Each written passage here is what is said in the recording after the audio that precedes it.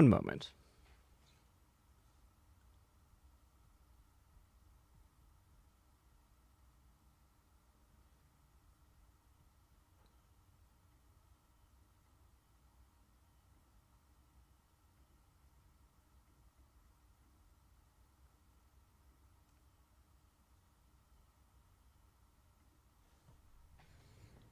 All right, I hope you enjoyed viewing The Matrix. For those of you that have already tuned in, my name is Charlie Minato. I am from halfwheel.com. This is a different look than the show that you saw on Thursday or Friday. I guess shows plural. I am here in another part of the Halfwheel office, and it will be just me today for the consensus. So no Brooks Whittington, who is back in the location you might remember from Friday, and Patrick LeGreed is on a bus in Nicaragua, and I'm told that the bus has ran out of cold beer. So this is the Consensus 2023 live show, and I'm going to get right to it because we don't need to drag this thing out. But before I get to explaining what the consensus is, I see a comment in here from CP. I just sent you an email back, so we should be good with the typos for charity. There will not be a typos for charity today. There are probably enough typos. And yeah. So if you have comments, please put them, or if you have questions, if you have comments, you can leave them as well. But if you have questions that you'd like answered, this is going to be a different show in about 15 minutes. Hopefully the consensus will be completely unveiled, and maybe like 20.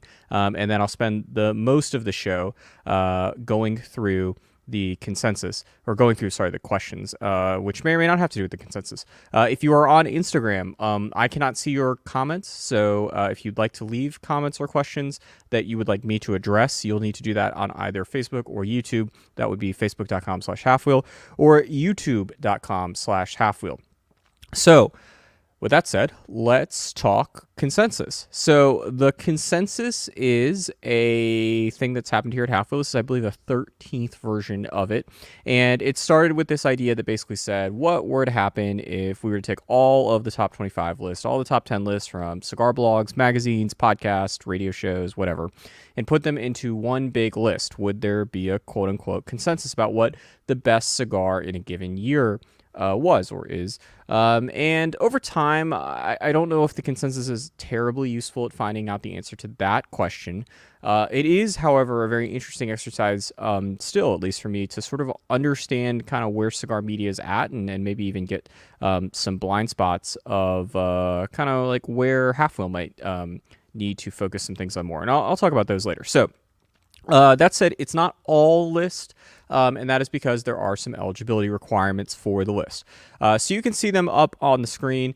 There is one major change for 2000, or I guess a change for 2023, and that would be the second bullet point. So this used to be that if you were a person that worked or owned a retail store, or worked or owned a cigar company, that I would exclude your list if I knew that you were that. And that's because a lot of the retailer lists, the lists that are produced by retailers, are lists that contain only cigars the retailer has available for sale, because they're in the business of selling cigars, not necessarily in the business of reviewing cigars.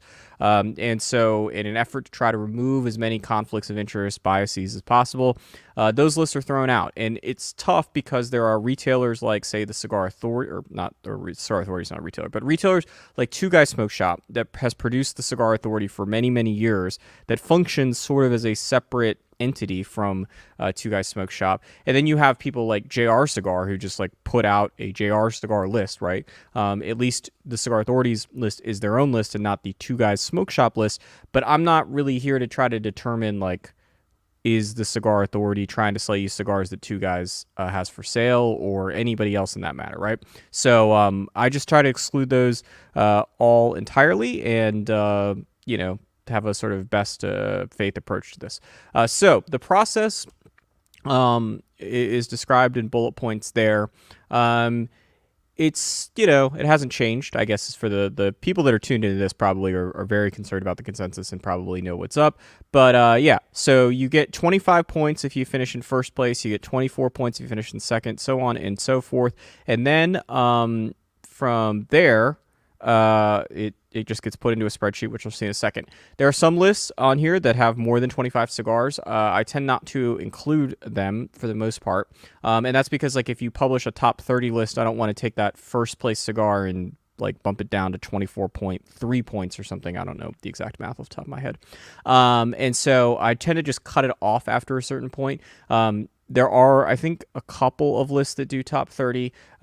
Cigar Coupe is one that is sort of done top 30 for a while, but most lists sort of stop at 25. And then there are some lists that sort of blow by this. Like there's one list that has 75 cigars in there, and I try my best to make sense of it without sort of adding cigars that get like 0.1 points because that's not the best. Although I think it's 0.3 is sort of the minimum. Anyways.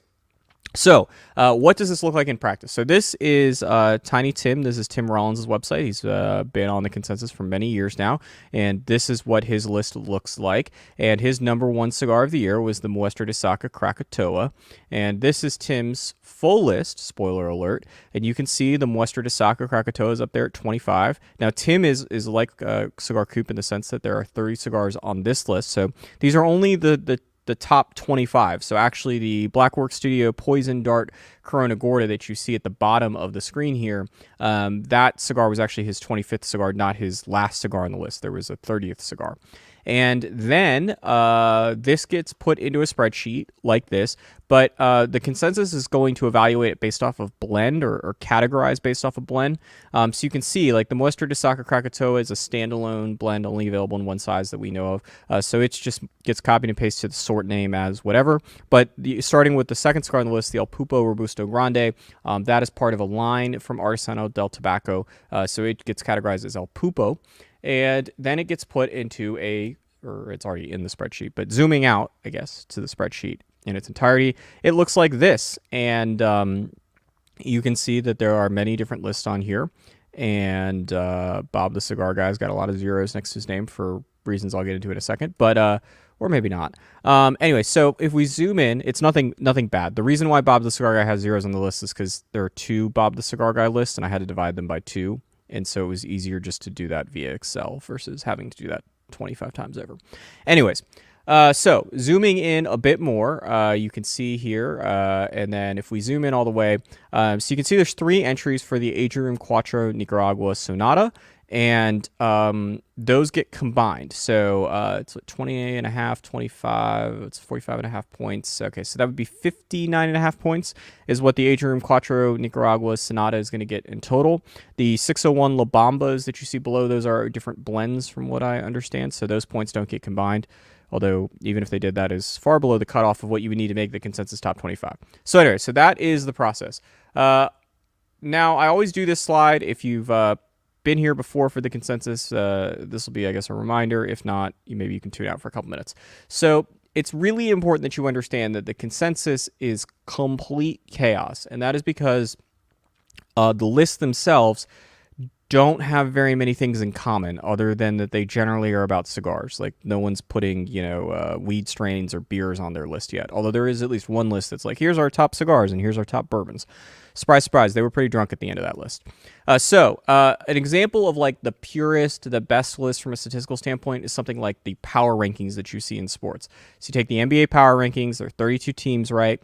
Every single person that does NBA power rankings has to rank the teams 1 to 32. They're not going to throw in their favorite college team. They're not going to have 40 teams on the list with some G League teams or some WNBA teams, right? There's 32 NBA teams. They rank them 1 to 32. And that means that if you were to take everyone's list from ESPN, from The Athletic, from Fox Sports, whatever, right? And you put them all into one big list, you would be able to really like have the power rankings of power rankings. A not as good example, but much better than the Consensus is something like what you see in the college sports with top 25 lists. And that is because there are like 160 some odd teams in Division I college football, right? And if you were to try to rank them 1 to 162, you could do that, but you would, the 25, right? Not every single voter is going to have the same 25 teams. So you don't have the necessarily understanding of like how does this particular voter feel about Boise State, because they only submit the 25 out of 162. They don't submit the full 162 team list every week. A good example, but not as good as the other two, would be something like the Baseball Hall of Fame or the Football Hall of Fame, where they ask you to submit 10 names. There is an available pool of names. You don't have to submit 10. So like with the AP Top 25, you got to submit 25 college football teams or 25 college basketball teams. With the Baseball Hall of Fame, you could be like, I'm only submitting this one person. Or you could submit 10 or 5. I forget how many it is. I'm not a Baseball Hall of Fame voter. But you get the point, right? Like, everyone's ballot there is going to be less and less similar. That's what you're going to see here, is there's less and less commonality between the names that are being mentioned as we go down. So a worse example than the aforementioned ones, but still much better than the consensus, would be the Heisman, which is a college football trophy that people vote on. You're asked to name 3 people, I believe, or vote on 3 people. I forget. I don't know.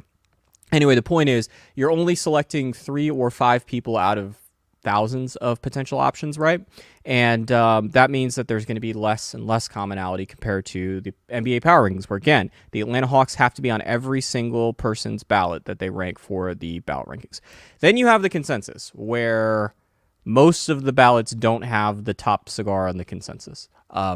Most of the ballots that are used here did not evaluate the cigar that wins number 1 or number 2 or whatever, right?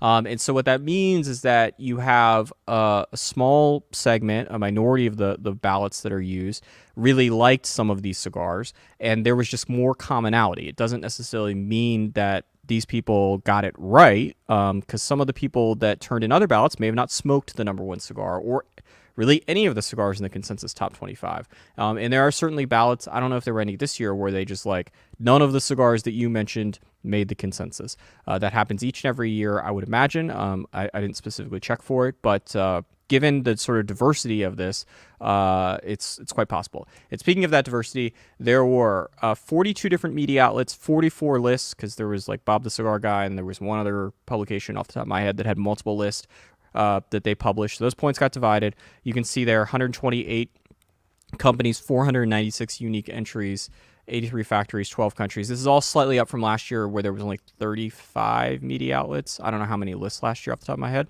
So that is that, and here we go with the consensus, starting with number 25. It is the Rare Leaf Reserve Maduro. This is from Aga Norsa Leaf, a new release. I remember smoking this at TP last February, before it had been like even unveiled or announced. And yeah, also, as we go through this, you should understand, like, I haven't smoked all the cigars. I have smoked that one. But I haven't smoked all the cigars in here, so like, this isn't my list. Halfwheel's list came out last week. I can't tell you about at least some of these cigars. The Prez Carrillo Allegiance is not 24th, because it is tied for 23rd with another cigar. This is an interesting release because it is made by Oliva but sold by Ernesto or EP Carrillo. It's also a limited edition, so I don't know how much longer this thing is going to be available, given that limited status. Maybe they see the success that it's had this year and decide to extend it. Speaking of limited editions, the Davidoff Anniversario number 1 limited edition collection is also tied for number 23. This was the number 2 cigar on the consensus. Number 22 is one of the more divisive cigars on the list. It is the Blackened Cigars M81 from Drew Estate. This cigar I'll have more to talk about in a bit. It came out in November 2022, which is an important thing. Yeah, but like I said, more to talk about Drew Estate in a minute. There is also no number 21. That's because there's a tie for 20th. So the first of those 2 cigars is the Taiwan 20th Anniversary, which I believe was the 24th cigar on the consensus, or on, sorry, Halfwheel's list. This is the regular production Taiwan 20th Anniversary with the Ecuadorian Habano wrapper, Nicaraguan binder, and filler. There is also the Taiwan EL, RL cigars, and 10th Kappa Especial. I don't know. There was a lot of 20th sort of anniversary cigars that were released last year. Number also tied for, did I get that right? Yeah, sorry. Tied for 20th is, also tied for 20th, is the Knuckle Sandwich Connecticut. And that is from Gotti Fieri and Eric Espinosa, the Knuckle Sandwich Cigars, which was prominently featured last year on the consensus. This was a release that came out, I believe, in the first quarter of last year, but I could be wrong about that. Number 19 on this list is the Taiwan Lomo de Cerdo. This is the recreated pork tenderloin, but with the Mexican San Andreas wrapper from Taiwan. I have smoked this cigar. I thought it was pretty good. Maybe not my favorite Tuxla release so far. It's certainly a far cry, like pretty much every other cigar in the history of humanity, from the original Taiwan pork tenderloin. One of my favorite cigars of all time. At number 18 is a bit of a surprise for me. It's the Arturo Fuente Don Carlos. This is, I believe, the oldest blend on the list. Arturo Fuente has been selling Don Carlos since 1976, and it made an appearance on this year's list. At number 17 is the Davidoff Signature #1 limited edition. This is the Davidoff Classic #1 Lancero that was brought back for 2023. One of 4 cigars that Davidoff's going to bring back from its discontinued archive. We've seen 3 of them. So the Millennium Blend Lancero came back. The Davidoff Anniversario #1 that was on this list at 23rd was one of them. And then this is the third, I guess, of the bunch, the Classic #1. I thoroughly enjoyed this cigar. Was not eligible for Half Wheel's list, but it was reviewed as a Redux review. Number 16, also on Half Wheel's list, was the High Clear Castle Senator, which is from Foundation Cigar Company. I still am perplexed that this is described as the regular High Clear Castle blend. But anyway, made the list here at number 16. At number 15 is the Flor de las Antillas 10th Anniversary Limited Edition 2022. Yet another cigar. I'm trying to think here, like the Davidoff, the Taiwan 20th, the High Clear Castle. I guess this is only the 4th cigar that out of the first, whatever we're at, 11, that was on Half Wheel's list as well. This was made, obviously, in case you couldn't pick up on the name, the 10th anniversary of Flor de las Antillas from my father.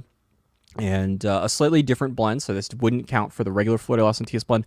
I don't believe that there was anyone that mentioned any other Flor de las Antillas, though, so not all that relevant. There is number 14, and that means, because of course, there is a tie for 13th, and that would be the Liga Privada 10 Anniversario. I'll have more to say about this cigar as well, but this is, in case the name didn't make it clear, although I guess it's somewhat confusing because it didn't actually come out the 10th anniversary of Liga Privada under any stretch of the imagination. But this is a blend that Drew Estate has taken from limited edition status to made it a regular production line here in the U.S., at least, I guess internationally as well. And the cigar that you see featured on your screen right there is the Selección de Mercado, which is the international release. At number 13 is another sort of old cigar, whereas most of this list is new cigars. This is the Davidoff Millennium or Millennium Blend. And this cigar benefited from the aforementioned Davidoff Millennium Blend Lancero coming back for 2023. Would not have made it without it. But I think there was at least one other person that nominated, or maybe there were some people that just had like Davidoff Millennium on there. It certainly is not like at the forefront, I would say, of the Davidoff marketing team mind there, but the limited edition Lancero size was well received by some. At number 12 is the Quinquagenario from Romacraft Tobacco. This is a cigar that was made by Ernesto Perez Carrillo at Tabacalera La Alianza Aseada, and it uses an Ecuadorian Sumatra hybrid wrapper. It was sold by Romacraft Tobacco, made for Skip Martin's 50th birthday, limited to 50,000 cigars, was also on the Half Wheels list, a very good cigar. I think it may have been, I don't think it was number 12. I don't know. My brain's fried. Anyways, at number 11, this is the West Tampa Tobacco Company Red. I am not sure that I've smoked this cigar, which is concerning because I may have reviewed it. But anyways, this is the one that I'm not 100% sure. But anyway, number 11, West Tampa Tobacco Company from Rick Rodriguez and Gus over there. I don't know if this is the first time they've been on the list. It wouldn't surprise me if it's not. Very strong showing from that new blend from them. At number 10 is the Intemperance Volstead VO 1920. This cigar also uses an Ecuadorian Sumatra hybrid wrapper. I brought that up with the Quinquagenario because Skip Martin said that if he had not sort of gone through the Quinquagenario's blending process with Ernesto Perez Carrillo Jr., he doesn't think that it would have, this cigar would not have been that good. He learned a lot about working with this particular tobacco, and I thought it's a cool tie-in, given that it's here. A good cigar, one of the ones that didn't make the Half Wheel list, missed it by just a point from being eligible. A very, very good cigar.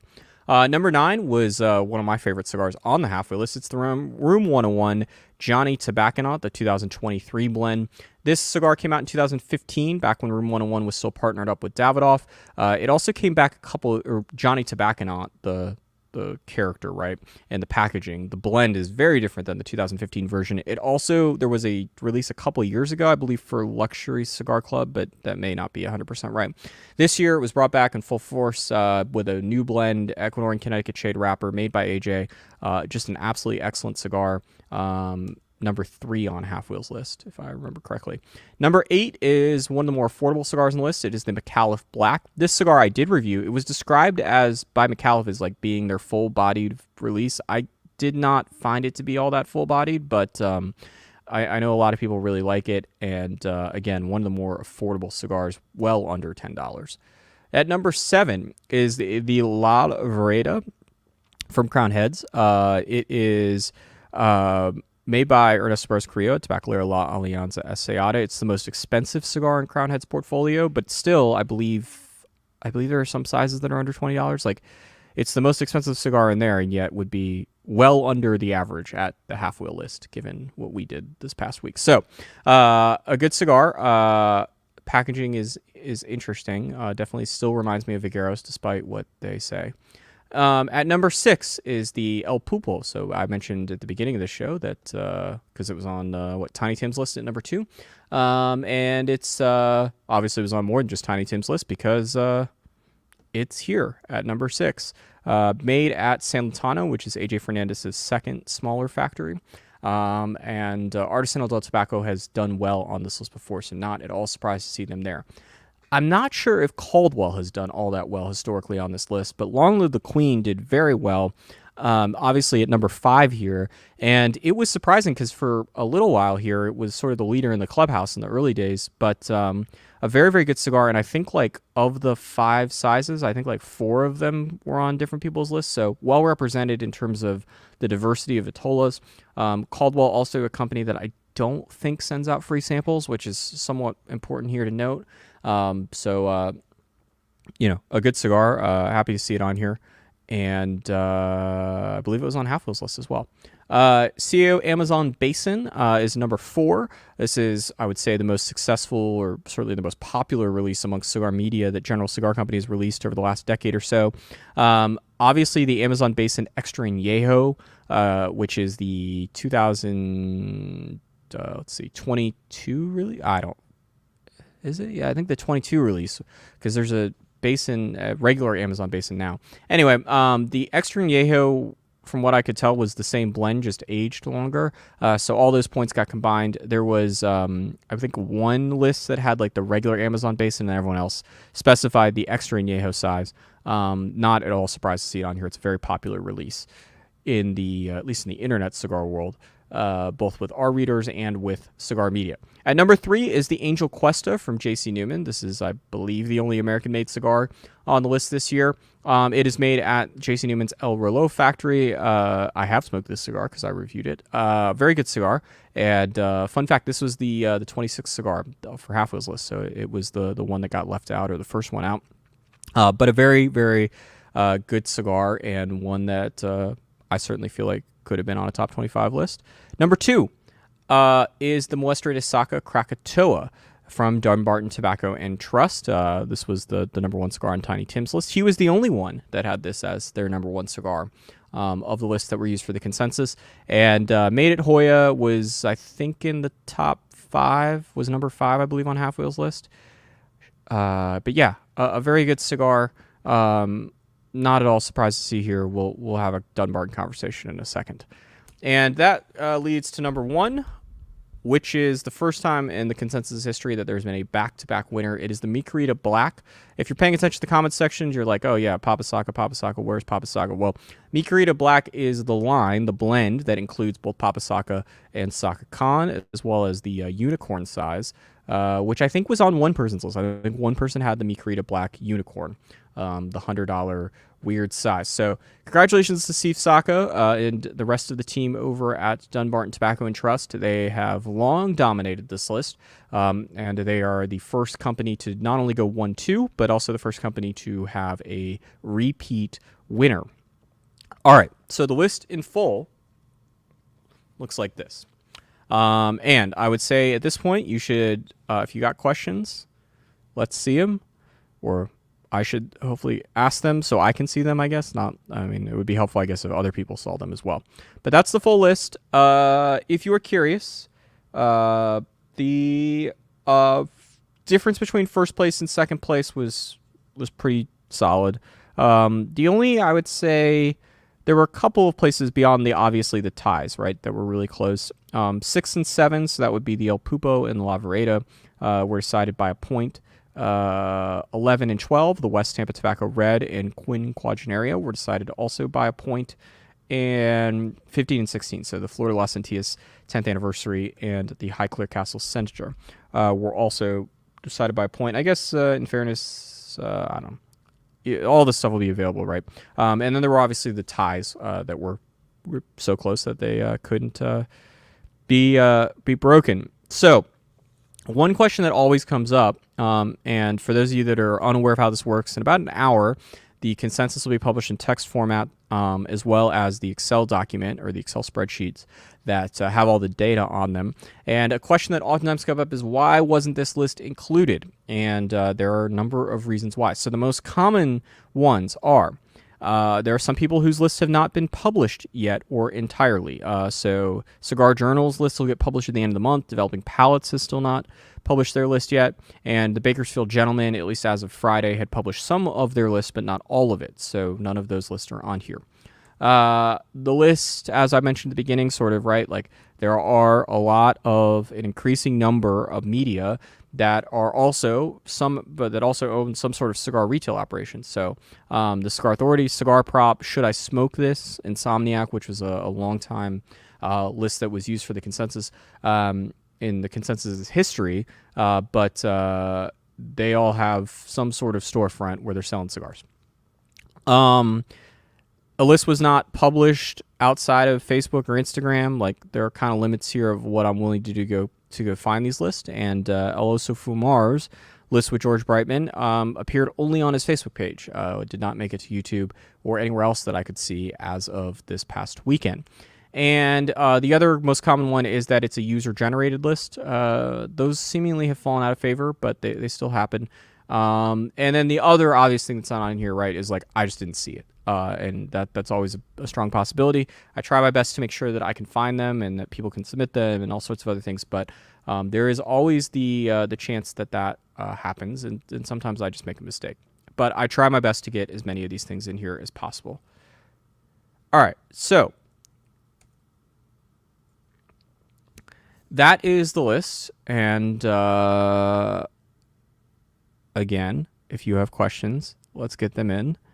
If not, I'm going to go eat lunch. So I said I would talk about a few things. Let's start with number 22, Blackened M81 in Drew Estate. I had a realization during the consensus process that I had not realized at all during 2023, and that is that Drew Estate did not release a brand new regular production line last year. It did take Ligrevada 10 Aniversario and make it into a regular production line, but there were no rules. Not no rules, but there were no new releases. There are plenty of rules. And that showed. I don't know what's going on behind me. But that showed. I think if Blackened had come out not in November of the year prior, it might have had a shot. It wasn't on last year's list either. It was not on last year's list. It obviously is on this year's list at number 22. But I think if Blackened had come out, say, in July of 2023, I suspect it probably would have done a lot better on the consensus. Drew Estate, from what I understand, at least as far as their competitors are concerned, is the largest cigar company in the U.S., and it's also certainly got, I think, the loudest and I don't know how to describe it, but it has more media reach than anyone else does, as far as I can tell. So the fact that Blackened is where it's at, I think, is more to do with when it came out. I will also say the cigar is, at least as far as I can tell based on comment sections, very divisive. I thought it was fine. I wasn't like offended by how it tasted, but I have heard people who have smoked it and just not been fond of it. All right. I also said that I would talk about Dunbarton Tobacco and Trust. So I think since like 2017 or something, they've won. They've been the top company on the list. Not necessarily they've got the best cigar on the list, because for a while they would finish with the most points by any company, but they wouldn't be able to crack number one. That has obviously changed now. And look, Steve Saka makes good cigars. There's no question about that. Those two cigars, Mi Querida Black, West de Saka Krakatoa, were both on Half Wheel's top 25. So, I smoked both of them. They're good cigars. What I can also say though is that Steve Saka is just unapologetic about the fact that he's trying to get his cigars to rank higher on these lists by doing things like sending out samples to media and sending them out at a specific time of year, basically in the start of Q4. Any other company could do this, and I'm pretty sure that if some of them did it, it would dramatically improve their results. JC Newman, which is in number three, like they definitely have taken a different approach from where they were 10 years ago.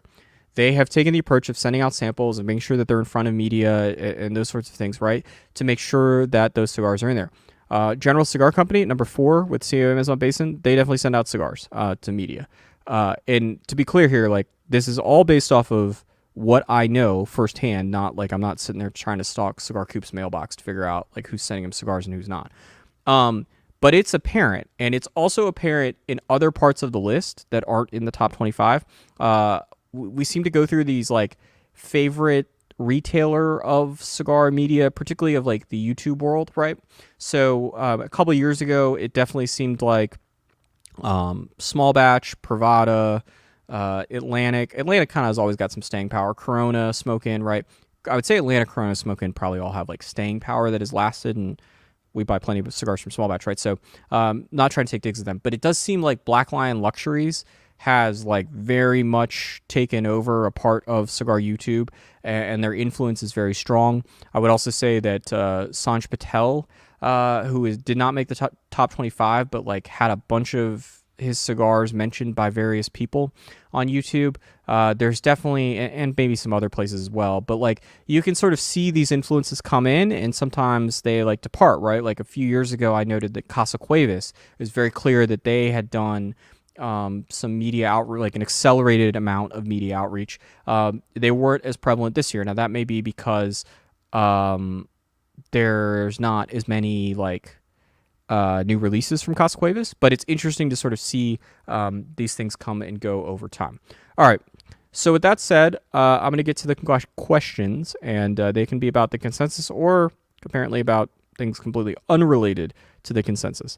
All right, so Benny asked, what temp and humidity, I assume you mean, do you normally review the cigars? So our humidors are stored here just below 70. The review humidor, I think, is like 68.5 to 69%. Stays generally in, like 1%-ish range. And that humidor has electronic humidification, etc. The office stays similar story, right around 70 degrees all year long. In terms of like the relative humidity in the room that we smoke in, I don't know off the top of my head. It definitely fluctuates depending on the time of year, or like today it's raining, for example. And we're not specifically trying to mitigate that, but like because we're indoors, so we're like somewhat protected, but that definitely probably tries. Yeah, so all right. Is the Liga 10 inclusive of the regular and the Connecticut? I think it's basically just the Connecticut, but let me make sure, because that obviously would be a big fuck up if it's not right.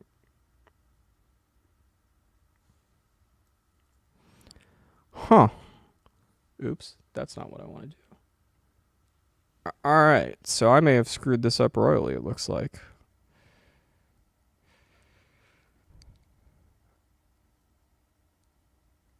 Yeah. I will need to go back and check to make sure, but because is that a different, that would explain a lot. Man, it does not want to stay there. Oh, that's because my hand's on the keyboard. All right. So, did I really screw this up? That would be impressive. Well, not impressive, but...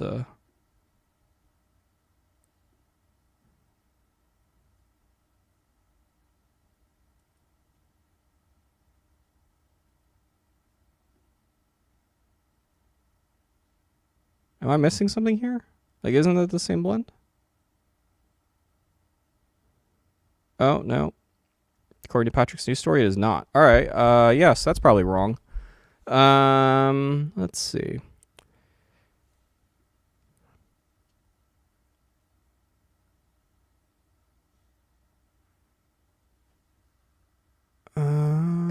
Yeah, I'll have to go investigate that. There's a potential that it just isn't going to make the consensus in that regard. If it doesn't, the cigar that will replace it will be the Muirfell Richard Double Robusto, which was half-wheel cigar of the year, interestingly enough, because that is currently at 26. But yeah, I'll have to take a look at it. Thank you for pointing that out to ACal24.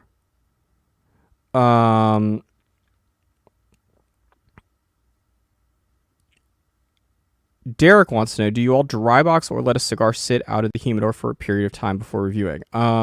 We typically do not dry box. Every once in a while, Patrick will mention that he does it, but I rarely will do it. If just given how we review cigars, like if it needs to get dry boxed, it's probably not going, like we're on sort of a schedule. So if it's going to get dry boxed, it probably has larger issues. But they certainly can help. All right.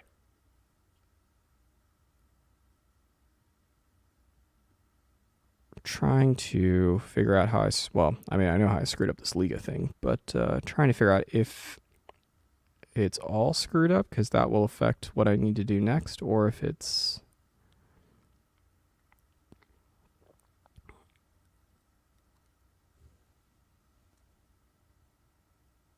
Yeah. All right. Yeah.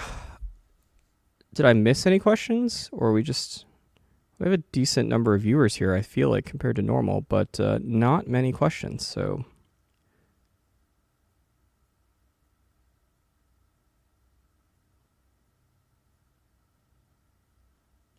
All right. Well, here's the deal. I'm not going to drag this on any longer than it needs to go, because I now have something I need to take care of before this post gets published. So with that said, I'm going to log off, and I appreciate all of you for tuning in. Congratulations. We have done the shortest version of the Consensus Live show ever, which I certainly do not begrudge. So I will... Oh, shit. Here we go. I will address the question that just came in and then sign off. Orion asks, if a reviewer meets the list of eligibility, do you look for the qualities of reviews, quantities of reviews, scoring systems, etc.? Nope, do not do any of that. I'm not here to judge people's reviews or any, like, that's just not what I'm interested in doing, nor is it helpful for the purpose of the consensus. And I would say that the reason why there are many, right? Like, who am I to judge the quality of other people's reviews? But also, I struggle with the idea, like with the lists that that aren't included. So I can't do anything about developing palettes, right? Like, they're in the comment section, but they're on a different schedule, so their list isn't going to be out. Same story with Cigar Journal. But like the Cigar Authority, Cigar Prop, El Oso Fumar, Insomniac, some of these other lists, Ash Quarterly, like, they could be technically included in the consensus because they're out. And I do wonder, like, is the average person that stumbles across one of these lists, did they know that the Cigar Authority is owned by Dave Garofalo, who also owns Two Guys Smoke Shop? I'm sure that the regular listeners of the Cigar Authority probably have figured it out, but I'm guessing that there's a large number of them that have not. And I wonder, with the purpose of the consensus, like, how many of the people that are going to look at the consensus are going to really ponder that bias, right? Or the potential of the bias. And whether, even if they do know about the bias, do they care? Like, there are some retailers, I used to call it the David Jones problem. David Jones would have been eligible this year, I guess, because of the rule change. But David Jones started a website called Tiki Bar Online. It got rebranded at one point to Leaf Enthusiast. It is no longer actively publishing, as far as I can tell. David Jones, I met on my first trip in the cigar industry to La Aurora back in 2010 or 11. And, David and I would chat here and there, right? But, like, I would follow David's work. he was, I would imagine, as professional as they come, and certainly in terms of like bias and those sorts of things, he was very honest as far as I could tell, and I had no doubts about his honesty. However, David worked at a retail store part time, and I think at one point became a manager, right? And he kept publishing cigar reviews with leaf enthusiasts all throughout that time, and his list would be excluded. And it didn't feel great excluding David Jones' list because, like, I know David decently enough, I guess. Like, I don't know him that well. We haven't spoken in years, right? But like David, I felt like was being honest, but I wasn't here to like try to judge the honesty of other people. And so it's easier just to have a blanket rule that says if you violate this or if you cross this line, you're not on here. And that's sort of the way it is. And I don't really want to change it because I do think there is a version of the consensus that is more useful, that has all the lists, that has not only the Cigar Authorities list, but like JR Cigars list and Small Batches list, whatever, right? Because if you're just going to like, sort of search the internet and scrape all this data, like you won't ever care about those things, or those things wouldn't be considered. Yeah, it is what it is.